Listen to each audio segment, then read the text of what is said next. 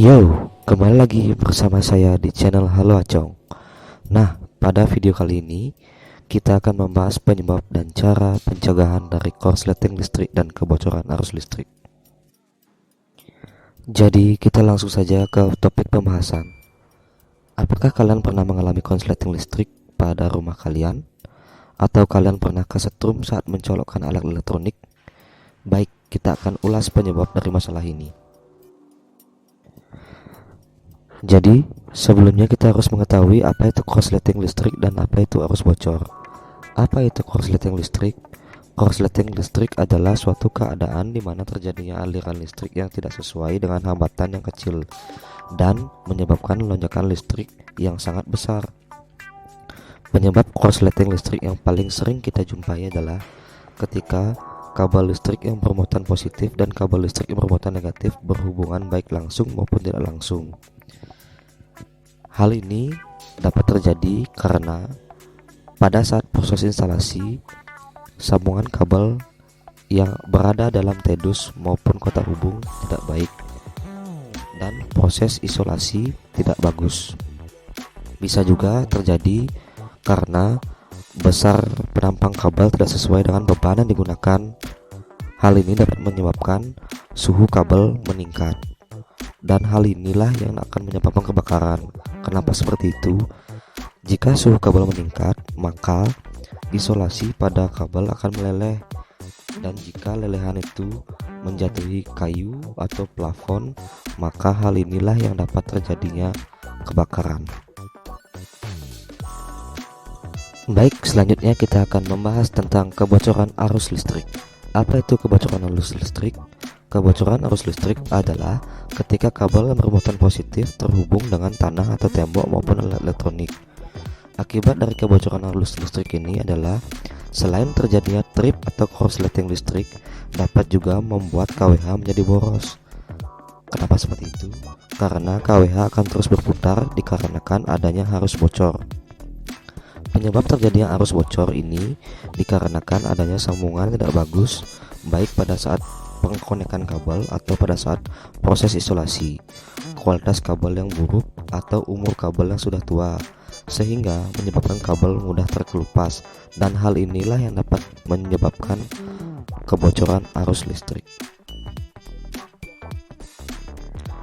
Tapi tenang, di sini saya akan berbagi tentang cara pencegahan dan penanganan jika terjadi korsleting listrik dan kebocoran arus listrik. Cara penanganannya adalah jika tiba-tiba di rumah Anda terjadi korsleting listrik atau terjadi trip pada MCB kalian, pertama-tama kalian harus tenang. Kedua, kalian harus memastikan seluruh saklar dalam keadaan off, lalu cabut satu persatu steker di rumah kalian. Bagi yang tidak tahu steker itu adalah komponen yang kalian colokkan ke stop kontak kalian. Setelah semua itu kalian lakukan, sekarang pergilah kalian ke tempat PHB kalian atau ke tempat KWH meter dan box MCB kalian. Pastikan seluruh MCB di KWH dan box MCB kalian pada dalam keadaan off atau dalam tuas posisi turun. Setelah itu kita bisa hidupkan satu persatu MCB dimulai dari KWH meter. Setelah itu hidupkan MCB di box MCB. Saran saya menghidupkan MCB pada box MCB mulailah dari MCB induk, setelah itu baru ke MCB grouping. Kemudian kalian bisa menghidupkan saklar dan mencolokkan steker kalian satu persatu. Nanti akan ketahuan yang mana yang menyebabkan konslet. Dan jika kalian mengerti soal listrik, kalian bisa memperbaikinya sendiri dengan cara mencari jalur yang kalian lihat konslet tadi setelah kalian coba mencolokkan dan menghidupkan saklar. Jika kalian tidak mengerti soal listrik, kalian bisa memanggil tukang listrik yang bersertifikasi.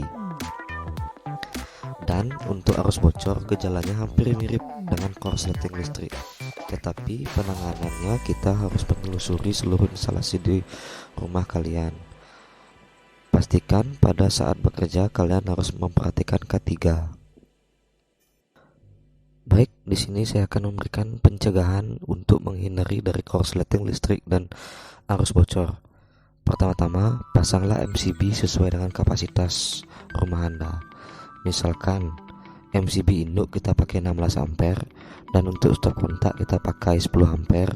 Untuk stop kontak AC kita pakai 10 ampere, dan lampu kita pakai 6 ampere.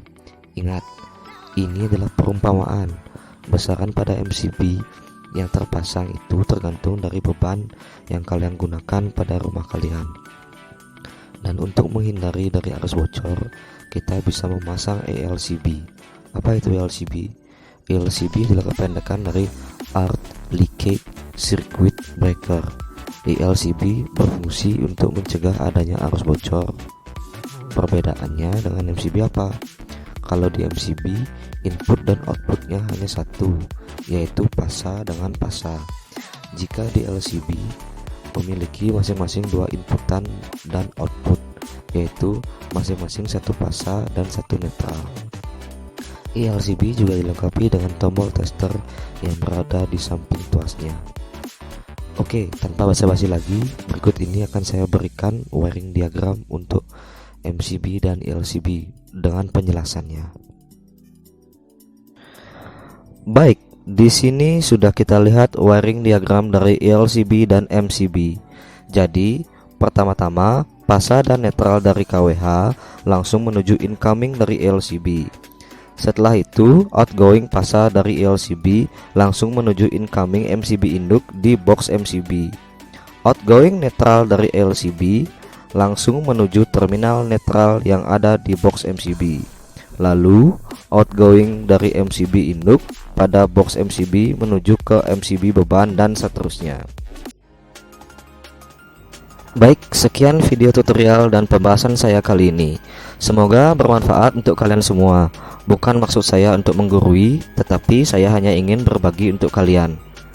Dan mohon dukungan kalian untuk membangun channel ini dengan cara like, komen, dan subscribe, agar saya lebih semangat untuk membuat konten yang lain dan tentunya yang lebih bermanfaat lagi.